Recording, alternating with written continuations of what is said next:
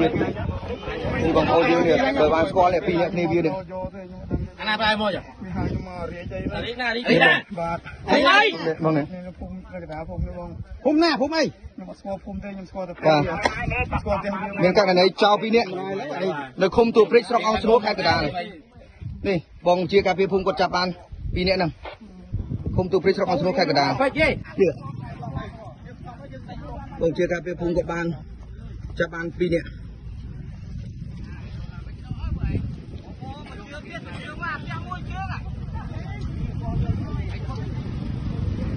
នេះ